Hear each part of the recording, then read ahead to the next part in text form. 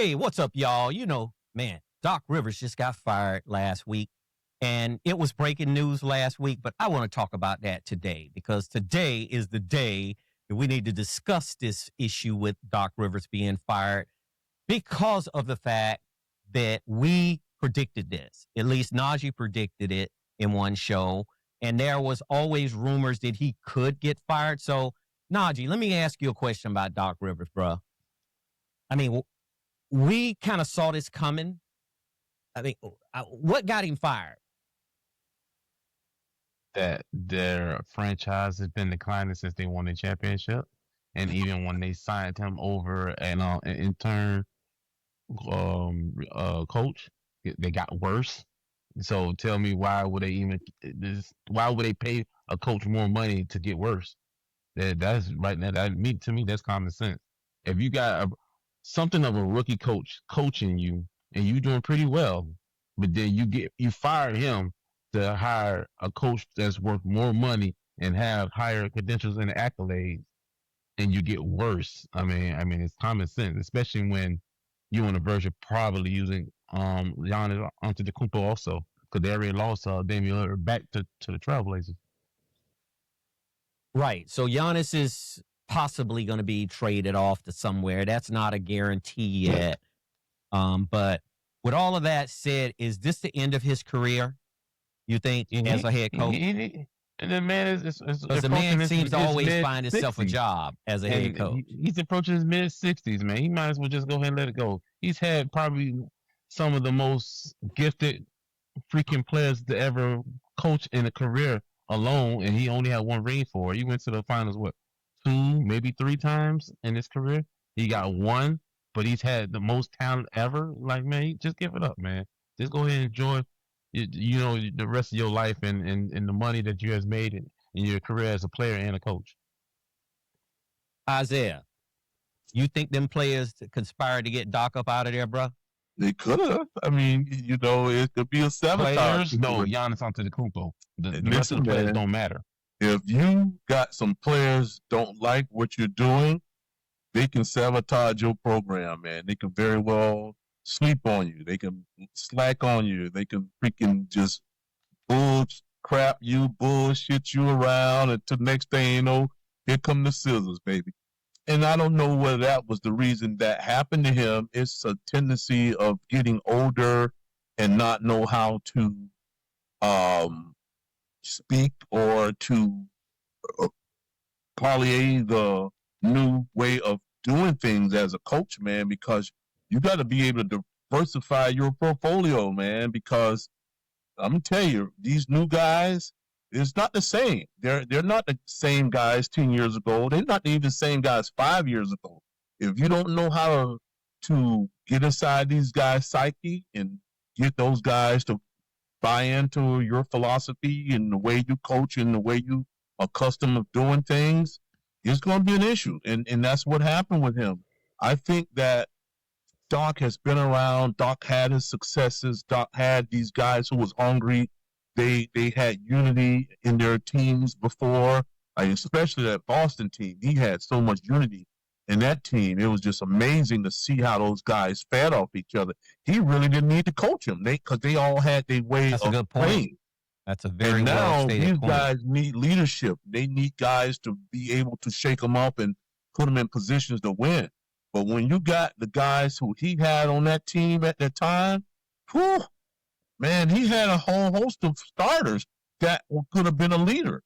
But he had 5 leaders that was on the floor at the same time. So all he had to do was just be in a position to just say, time out or let's go, or he ain't have to really draw up anything. He didn't have to have strategy. But those guys was just polished, and he just had to just stand there. He didn't have to coach those guys, man. But now you have to dig down. You have to dig down. And I'm going to give an example. Najee said that he need to get away because he only had one championship. But look here. Just check this out, guys, and I want to see if you guys agree with me or not. Now, you know how big fan I am of the Miami Heat. Look what's happening down here with me with Eric Spoelstra. You think he's a great coach? Yeah, he is. But it's just not originating, it's not resonating with these guys no more, man. You're looking at, they didn't even make the playoffs, and we thought we had a squad. We did some trades, we did some flip-flopping, we did a lot of things to try to get these guys prepared for the postseason, and look what happened. You had Bam score 80-something points, 83 points, where he was one of the top leaders in the NBA history. But guess what? We're sitting home now. We're fishing. We're going on vacation, doing all the things you do when you out of a job.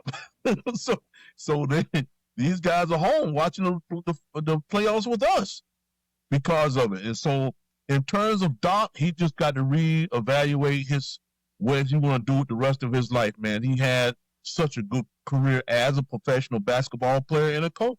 So if he want to go in somebody's front office, if he don't want that hands-on thing, I guarantee somebody going to hire him for that, because maybe he's not a guy who can resonate with the players on the floor, but in terms of wheeling and dealing players, he might could be a good GM. You never know, because he know a good athlete when he see one, but it's just that day-to-day stuff probably passed him by, and they need to just give it some thought to just say, well, this is it for everything, because he got tons of money, and his kids already got out of his hair, and they're grown, and they played in the NBA and got a taste of it also. So, man, he's the luckiest guy in the world if you think about it. I totally agree. I totally agree with you. So here's my angle and my take on Doc Rivers. Glenn Doc Rivers is his name. Doc is his, that's a nickname that everybody gave him.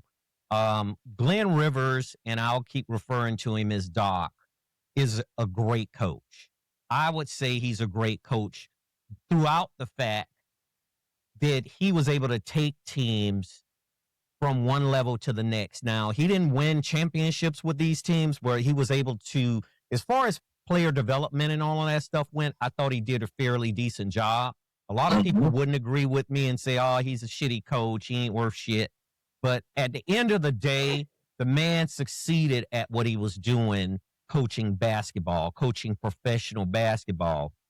Let me give you some of his numbers right here.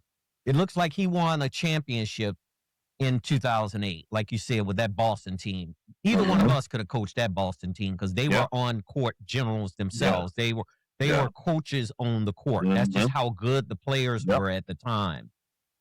He is an all-time ranking with top 10 wins. I mean, he's developed some of the best players in the NBA to get better at their craft, at what they were doing. And he coached Orlando Magic. He coached the Boston Celtics, the LA Clippers, the 76ers, and the Bucks. Now, the teams that I'm familiar with that he spent the most time with is Boston and LA. Now, he was in Orlando for a while, and he did spend some time in Philadelphia. Doc cannot use any kind of thought process that a player or players was trying to get him out. And even if they did, why would you worry about that? Because even when he was in Philadelphia, James Harden, they said that James Harden he flopped in the playoffs. And people were asking him, well, you think James Harden could have played harder, right? Yeah. Am I right, Najee? Yeah. Mm-hmm. I remember that. You remember it? But he had James Harden and Embiid. And he had Embiid.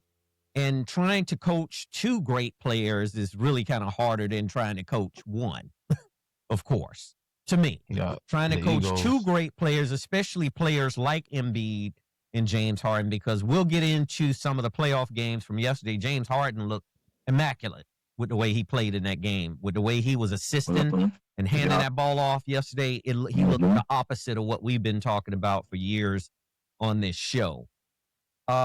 One thing about Doc that you can just say that he never really forced anything with these players. You could see it on court. Like I said before, Doc was the type of guy that, look, we'll get him next time type of coach. Maybe he was different in practice, but in them games, he did not show that he was fiery enough to get in a player's face. I can imagine, DC, he was the same guy off the court. More than likely in practice as well. Look, we'll get him next time. You know, that type of thing. Yeah. So, Najee, I have another question for you. Since the Milwaukee Bucks can't seem to stay still when it comes to coaches, because Adrian Griffin was a winning coach. He was just a fiery coach. Adrian Griffin held players accountable. He held players' feet to the fire as far as I could see it. And him and Giannis just didn't get along. Do you think they're going to ever find a coach that could come in there and coach that team to a better record or back to the playoffs? I don't, not at least not with Giannis, because I don't think nobody really want to go over there. Like, who they, if let's say for example they want to trade some pieces to bring somebody else over there, who they really got, who's really of value.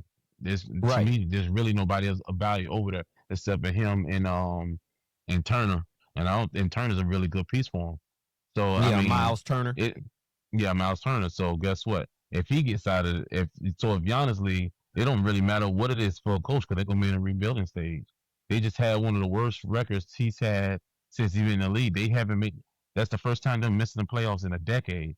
Since because when he won his championship against the Phoenix Suns, he said he want to do it again because he liked the taste of how it feels of winning. But they've been on the complete opposite way of winning since then. So Mm-hmm. tell me, as a person that's aging, and now he's actually getting hurt more now because he's having a lot of more legs issues. So as he's losing more, like, who want to lose more when they want to win more already? He's already Right. hungry to win, and he's doing the complete opposite. He's not even he wasn't an MVP talks because he lost so many games this season. The only people that was even considered as MVP talk was Luka, Shea, Wemby, and Wemby's just Wemby's second year. He's already MVP talk, and you had Jokic. That's it, and he's not even in that talk. So tell me, like, what are we doing for Giannis right now? We're not doing anything. The coach is the last thing they need to worry about. They need to worry about what they can put on that squad. Yeah. Getting back to Doc, it looks like just his teams since that Boston championship year were just too inconsistent in so many different areas, in the areas of defense, the areas of attacking the basket. And they showed signs of that from time to time, but there was never any consistency to that I could see that created a winning strategy that can be sustainable. Is that right, Isaiah? Yeah, absolutely. I kind of can compare him with the Tony Dungy type of being, their coaching style is similar because they low key, they're quiet, they don't yell, and they're not chastising the players and stuff like that. So, unless you got a player who can just soak up just the knowledge and the experience of a coach and not have to beat it down your throat, those days like that where you gotta really get down to these guys, man. You gotta, they're just not the same type of guy where you can speak to them and they just automatically grasp what you're doing. You gotta be on these guys, man, because they got their own way of thinking, and some of these kids come in there and think they know more than you do. Oh, for sure. For sure. They think they know it all, man. And I'm thinking, I'm saying this down to small children. I've seen little kids walking through the mall, and the parents tell them to come this way. They take off, run the other way, like, I know best. This is what's going on down this way. So they run away from them. But and I think Doc had a run, man. He had a beautiful run. And I just think it's passed them by. I've seen it happen to the best of them. I really think it happened to the best of them. It happened to Don Shula. It happened to the blue tag over in North Carolina. What's his name? Belichick. It happened to all of them, man. I think Doc is sitting in the same seat. Now, the game has just passed him by, man. I think you need to hang it up and go ahead and enjoy all the money. He's got a beautiful family. He had magnificent run when you think about it, man. A guy to play that long and coach that long and then, get a championship out of it, because I'm going to tell you right now, I just said, he got one championship. But, man, you got to remember, it's coaches that coach just as long and don't have a championship. It's hard winning a championship. Yeah. It's hard winning in professional sports anyway. Let alone to get to the playoffs, to win the regular season, get into the tournament, or call it a playoffs, whatever you want to call it, and to be able to get into that realm of things and to get a championship out of that is an accomplishment. Yeah. It's huge. Yeah. Now, like you said, Isaiah, that Doc has done a lot of good things, but he's done some things where he's blown playoff leads up 3-1. Tell me Yeah, about and that that's- one, Najee. The And- most. Yes, the That right most. there is what I'm talking about by the game passing you by. When you have a series like I said, and Najee used to get, he was furious about it. I've Right. been in a setting where Najee was going off about him blowing these series when he was up so far, and how can you lose these, and how you let these teams come back? Because when this team is not resonating with you, you can lose that stuff, and that means the game passed you by because you ain't adapt to what these other teams were doing. At some point, you should say, "Oh shoot, they doing this. Let me, adjust what I'm doing." You make strategy and adjust to it. And if you keep doing the same thing that you were doing, and they caught up with you, and you didn't change anything, whew, guess what's happening? And that's what ultimately been his demise, and how he's gotten fired from these other jobs that he had. Yep. I think he's better suited for the front office. I agree with you, Isaiah. I If think he he's wanna better be- suited for if he something wanna- like that, going up into the front office, Mhm. whether it's GM, whether it's player personnel development, whatever he wants to do, because he don't need the money. Just like you said, the money is not an issue for him. Just for him to basically just be in, And if he and wants to what- stay in NBA basketball, this is the thing that I would recommend that he think about doing rather than getting back on that court, because and guess what? each DC time he does? gets fired, he gets more embarrassed. It's just another knock against him. That's all I'm saying. What people got to realize too, man, when that game has passed you by like that, and they still respect you enough to bring you aboard and put you in the front office, don't think that's a decline. That's actually a promotion, man. It is actually a When step you up. think that you move from a coach to the front office, that's a damn promotion, because you can still wheel and deal and make decisions and stuff like that more so than the coach. Absolutely. Yeah. Absolutely. Yeah. So you have a lot of GMs in the NBA. They never even played NBA basketball. These are people that they picked up, just, Yep. people who had Yeah, a but- business acumen, and they married the business acumen together with Mhm. sports, whether it's football, basketball. And you bring these type of people in, and some of them are successful and some of them aren't successful. Yeah. But We those wish guys Doc know well, the game. They know the game. These pencil heads, guys who write down all the stats and all that stuff, they know the game